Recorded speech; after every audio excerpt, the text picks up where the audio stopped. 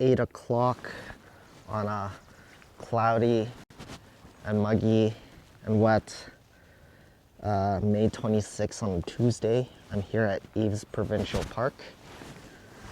You kind of have to, it's like not a really well-known park in Duncan.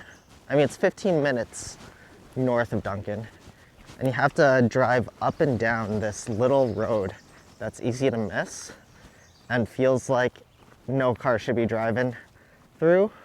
It is pretty bumpy, but surely at the end of it, you come to this gravel parking lot, which actually has a lot of space.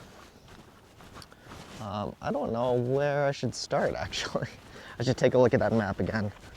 Okay, so the trails here, the park itself is fairly small, and the trails here should take around an hour to complete, which is good for me because I haven't actually checked out of my motel yet. All my stuff's still there, so I was just planning to breeze through this really quick and then take a shower and then check out. But yeah, it comes with a picnic area as well.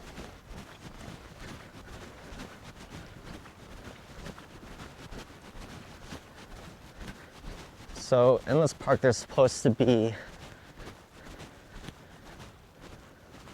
like a railway, a creek, a pond, and also a learning center as well, or a study center. And old growth forest. I'm not sure if I said that already. This is the John Lawson's Nature Center. It's just a hop, skip, and a jump away from the caretaker's cottage, like less than 5 minutes.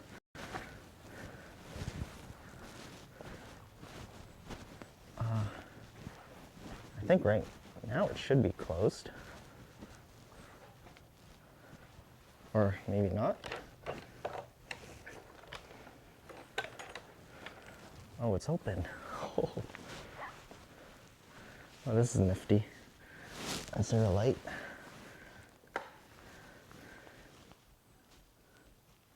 Neat. I'd like to stay longer, but kind of got to go through this really quick and hit the pond.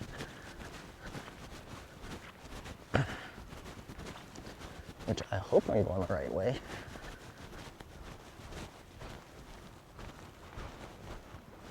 A vanilla leaf.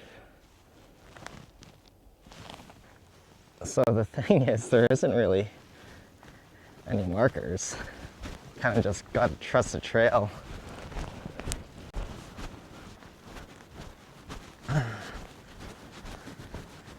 This is nestled like deep in the forest though.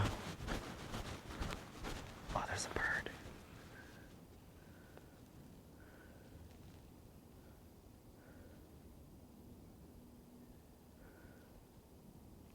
There are information cards and benches scattered through this whole place though, which is nice.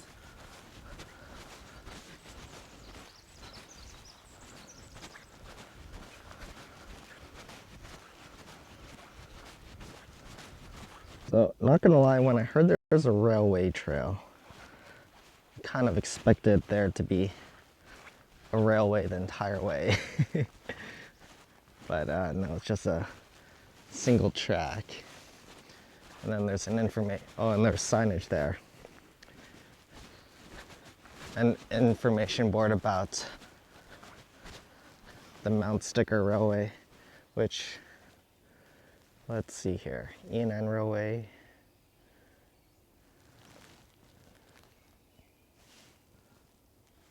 Oh, it's so far away. Oh, the Mount Sticker Railway actually passes through. But I guess they pulled up a lot of the track. Yeah, so this is the pond. I guess you don't really come here to see some spectacular sights, but it is a nice little place to take a quick walk in. So that's where I came from. Okay, so I'm gonna to backtrack on the railway trail, because if I follow this, oh, there's a small bird.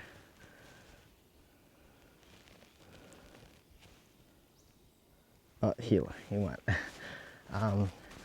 Should come across some old growth forest, which is kind of rare since a lot of it was cut down. You can hear a ton of songbirds everywhere in this forest. It's not as busy. Like when I went to that park in Nanaimo, even that Nymph Falls, I guess those parks were so busy that kind of scared off a lot of the birds, so you didn't really hear a bunch of the smaller songbirds. But here, that's all you hear. That's just a ravine. There's like no markings or signage, or there's very few, but the trail is well maintained. And besides the disappointing pond, it's actually really nice here. Oh, look at that. Tree blocking the trail. Creek, moss trail, yeah. The creek looks like it's, oh, you hear it, but it's just under all those plants. Here's the thing, you see this giant looking tree, but then you look up, and I'm not sure if I can capture it, but it's practically dead up there, so it's bound to fall over at some point, just like that tree, and over there. But there are some like really tall trees up here. This is the old growth part, I think. Yeah. But there's like a lot of older dead trees standing. So apparently I was coming up to the end of the moss trail. Here's the moss. Tons of ferns everywhere. And here's the staircase back up to the railway trail. Oh, that's a pretty sizable staircase, but has chicken wire on it for grip. Oh, I haven't seen this in a park. A metal handrail. Okay, so I'm actually back at the caretaker's house in the parking lot. So I missed the restoration area. Like, one thing I wish they would do for this park is put some trail markers that correspond to the markers on the map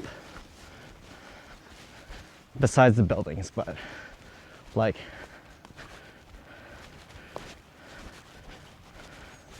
oh, where's the map here?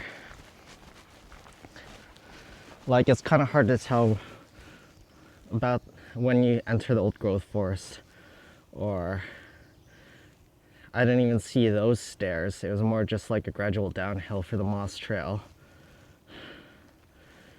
Didn't really see. Actually, no, there's a sign for arbutus plants. So, yeah. Oh, maybe I was on the wrong side of the restoration project. So, no, I just went up this way. So yeah, I missed that. I couldn't really tell which one was which on that one. So that's just going up. I guess I'll go up this way since I've only been here for like 15 minutes. Oh, and there's a little lookout spot. I guess this is fairly recent because they haven't cut down yet. Or they haven't cut through it yet. And there's more signage over there.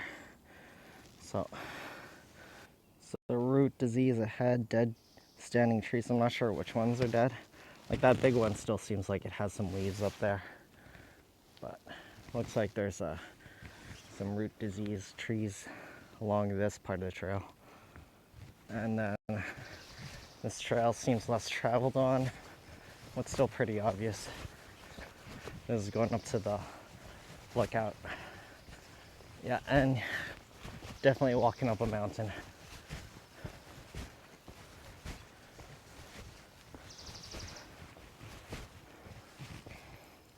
So it's not a really obvious trail up to this point, but I believe the right trail goes off into a dead end in the upper bluff. This left trail brings you to the lookout. And there's a big clearing here. The trail starts becoming less obvious as well, just because I feel like less people walk up here.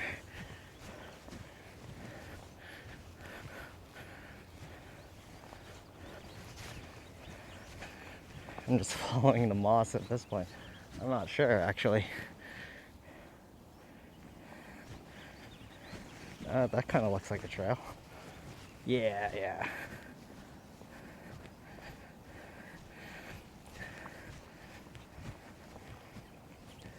Or maybe not. Oh, there's a trail right there. Oh, there's a bunny. Definitely went the wrong way for the trail. The trail was actually right here. Went over there. Down here. Oh, my shoes, my socks are getting wet. These are like $30 clearance shoes, so they're definitely not Gore-Tex. Good thing I brought extra socks. Except this is my motel room. Ooh.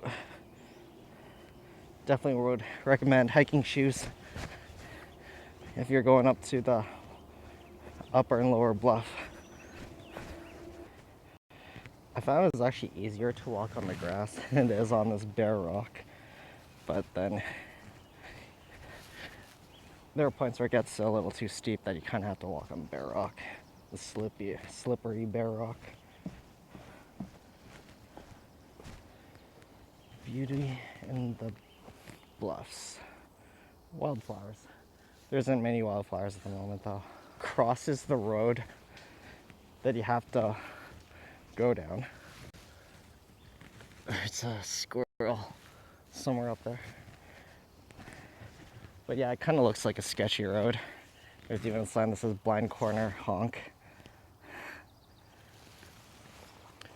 And this is where I parked the first time because I didn't think it kept going, but yeah, it kept going.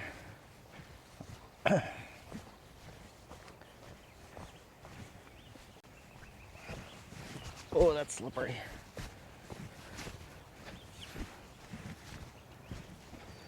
And then this is the lower bluff. Wow. Okay.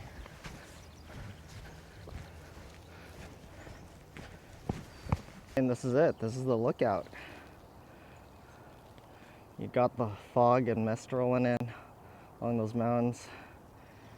The highway. Then the houses that are right beside the park.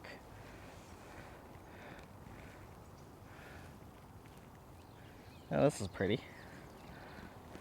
And it really didn't take that long. I've explored most of the park and it's only been like 40 minutes. So yeah. And either a crow or a raven just landed on that tree. Looked pretty majestic, gliding towards it.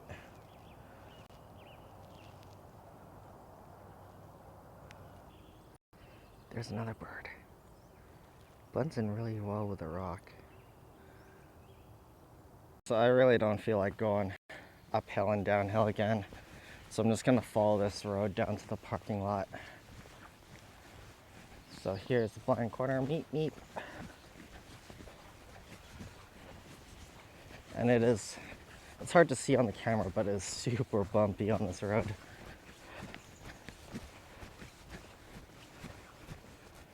Okay, and here's the parking lot.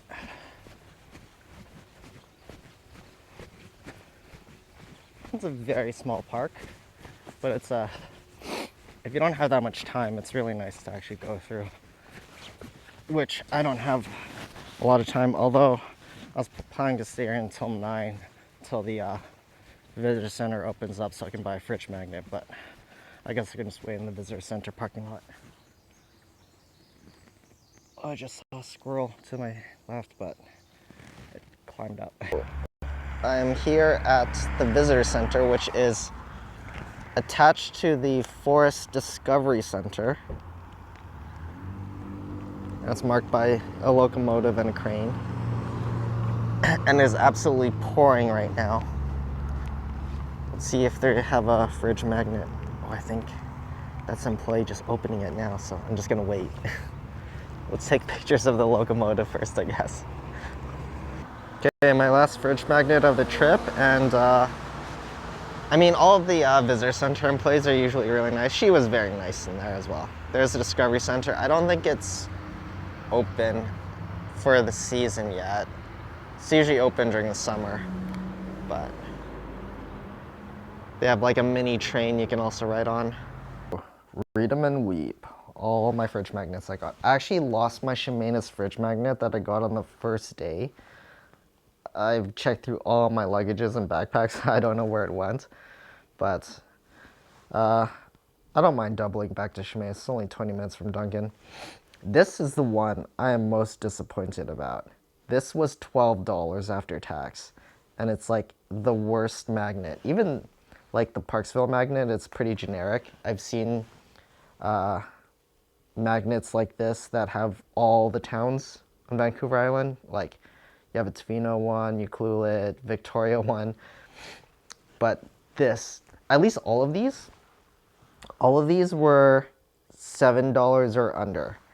Like I think this was like the second most expensive one, around $7. These were around like $6 or $5. Like especially these ones were relatively cheap. They were like $5 before tax, but this was like 11 or $10.99 before tax, and oh my god. Port McNeil, get your magnet game together. 10:50. I'm getting ready to check out. Staff super nice and responsive.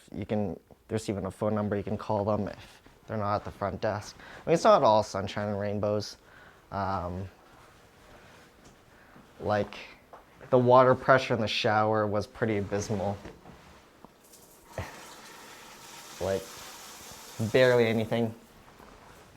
And the towel rack is like really far from the shower, but that's just nitpicking at this point. Oh, there's no soap holder inside the shower, so you kind of have to use that right beside the door. But what's cool was, my camera blacked out for a minute here. What's cool was, got these things for your night lights. Hardwood, well, like fake hardwood floors, so you kind of know it's clean. But then you also know where it's dirty, like the entrance, which is nice actually. I hate that most of these cheap motels have like really stained carpets. The seats are relatively clean, and the bed was clean and comfy. So yeah, really nice place for a $100 special. I mean, no breakfast, but whatever. So it's 11 o'clock. I haven't had breakfast yet, so this will be my like brunch here at the dog house. It seems to be very well regarded here. It's in the same plaza as Meltwich, right? With right yesterday, but let's see.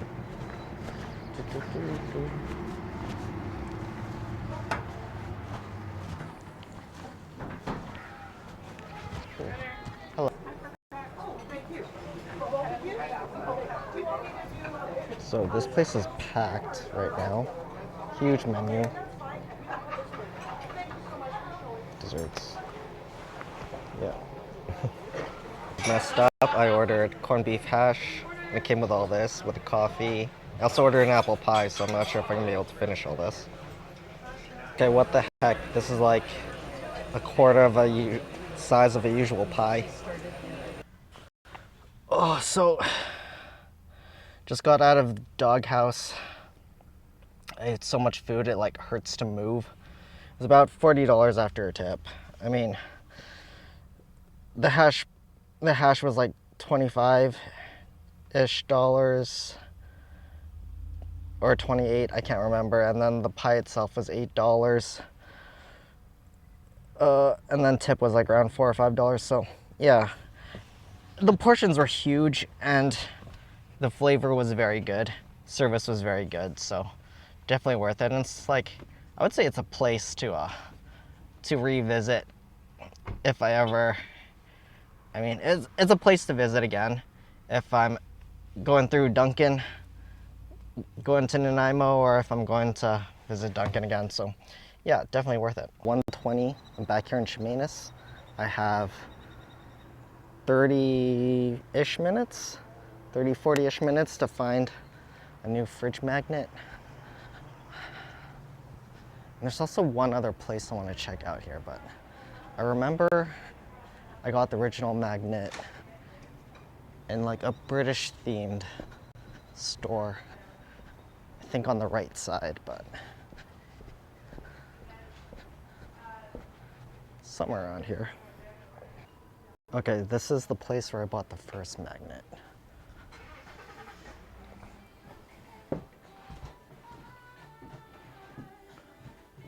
And there's a banh mi place I ate the first time. I also got a mug for a friend. And look at that candy store. That'd be like perfect to buy something in for Christmas. And there's a tattoo in this little town. Okay. Oh, there's a second floor. But I'm gonna walk along the right side. There's a store. I think it's like a silver and jewelry store. I'm gonna check out. Oh man, that guy has to paint all this by hand. It's gonna take forever. This place is closed right now, but this is supposed to be some sort of gallery. Gallery and gift shop. Looks very interesting. Looks like they did their own spin on some classic artwork. 9694. Is that an Airbnb or just a regular address? Le Petit store. Vintage furniture.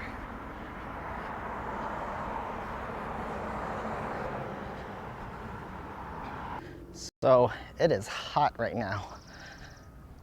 Like in the morning it was muggy and cold, so I wore like a heavyweight shirt, heavyweight jeans, and I am regretting it so much right now. Look at the day. So, I mean, it looks cloudy and it is cloudy, but no rain, sun's out, and it's warm. And look at that. You have miners, silver miners.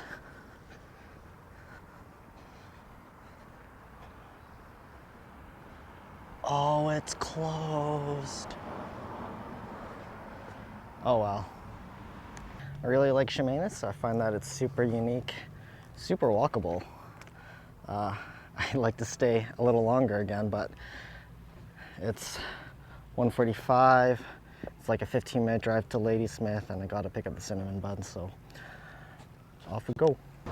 Okay, so I had to actually park kind of far away because this place is really busy at the moment and there's no parking. Red's Emporium secondhand store.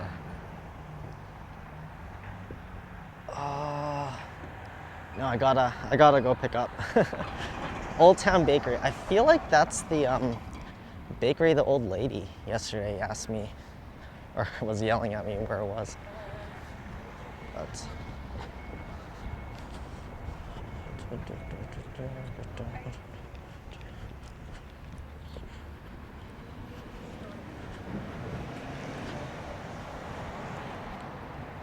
oh, I left my phone in the car. I mean, I parked right in front of the Legion. It should be safe.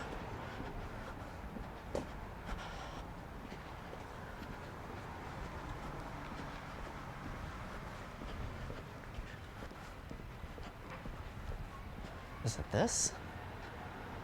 No, it's Worldly Gourmet.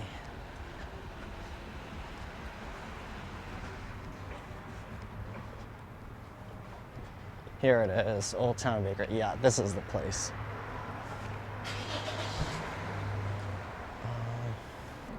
Okay, here's one box. 3 of them are for my grandma. 1 of them's for me.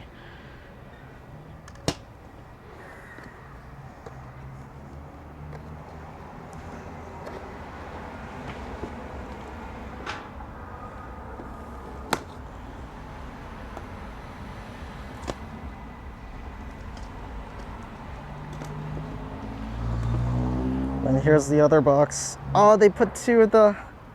Oh, whatever. It's fine. It's fine. Ooh. Okay, cinnamon buns acquired. It's a very last minute thing. I was supposed to go there yesterday, except the bakery's closed on Mondays. Today's a Tuesday.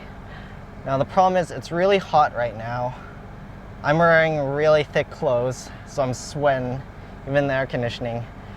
And if I leave the cinnamon buns in the parked car downtown and explored for like an hour or 2, they would definitely melt.